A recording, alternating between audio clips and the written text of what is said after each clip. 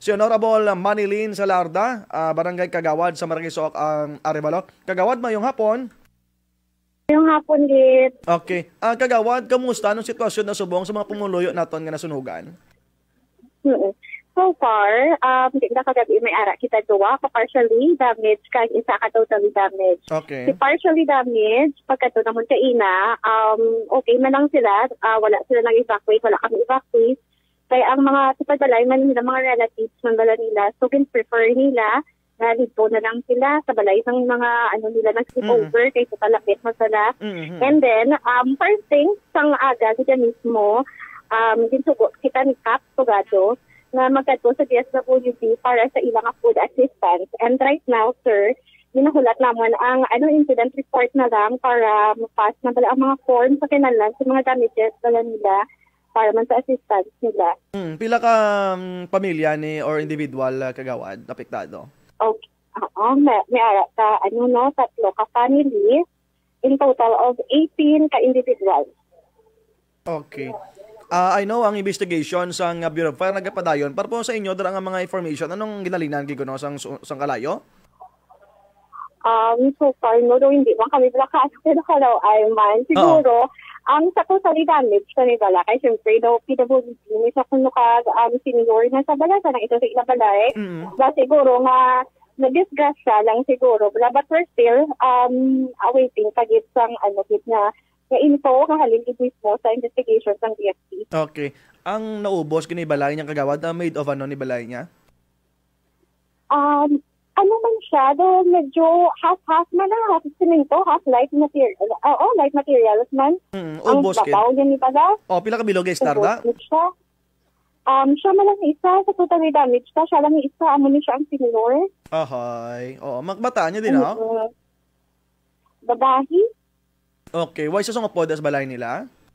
Wala. Kaya ang mga bata nila, may mga family na kandala. Siya lang na isa. Okay. Ang mga partially damaged kagawad, may daban ni balay nila? Ang partially damaged siya kung slip, yun inabalay, sir. Pero natupok yun sa babaw Manila Oo, doon kataas ito sa kalayo, gabi man? Oo, taas man kalayo. Pero do thankful man tabala nga wala gid nag-spread pa kag ang bullying man sa mga tao nga nagpangkuha sa mga balde. Kadalasan gid sang PSP nga mag-action. Okay, ang tag-iya sa balay ni nga totally damage, din siya subong? Para sa balay sang bata niya. Okay. Wala din siya subong sa sa dito siya sa balay sang bata niya kay kagabi pa lang ginkuha na sa daan. Okay, mga kangay sino nga nabiktima sa sunog, mga pagid man kitang lanon nila dra kagawad? Sa subong ang food assistance gid, pero thankful man kita sa DSWD, nga ang food assistance dala kagina lang sang aga nakakuha na kita dito. And if ever man talaga man kami contact lang kami kung anong additional nila nga need.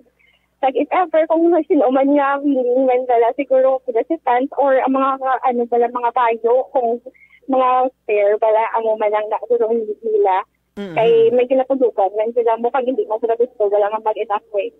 Okay. Ang mga nagbululig daw ay masamay na halita, na paso or napilasan, Abi? Thankfully wala man, first okay man sila tanan.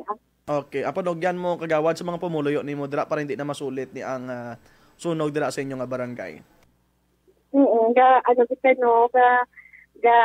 Kita ka-advise kita nga be careful kita siguro sa mga if ever ba nga ang ginagamit sa pagluto kalan nga mga bala or mga kumara sa bala nga mga elders nga mga upod sa bala hindi ginaton sila ibuto nga sila lang bala kay kung unable na sila siguro nga bala if ever may mga aksidente nga connected bala sa mga fire ni kag amo lang gid na magaligmat gid kag kung ang wala man ginayus nga mga appliances yan plugit natin. Okay.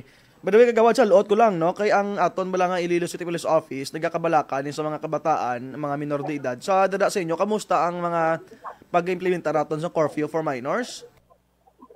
Gina-implementar, sa barangay, sa Subong, ginalibot, namon 8 p.m. Galibot, ang mga tanod as well as ang aton nga na naka-assign na kagawad so nasa peace and order na ang mga bata sa mga natambay nila sa mga dalan na ginapakulit nila sila naton as well as may makita sang curfew sa mga computer shop. Okay. Ano man sila, nagatuman man ang mga computer shop ni nga dapat naman ora sirado na sila? Yes. Oo. Man sila, ka-obey man sila sa pangabay sa council. Okay, sige. Kagawad, Manilin Salada, thank you. Gida sa mga tiyempo na ginatag diri sa Mulisan nga masako-usako kamo dira. Welcome, good sir. Thank you, Git. Merry Christmas, Kagawad, no? And advance Happy New Year. Advance Merry Christmas. Sige. Thank you. God bless.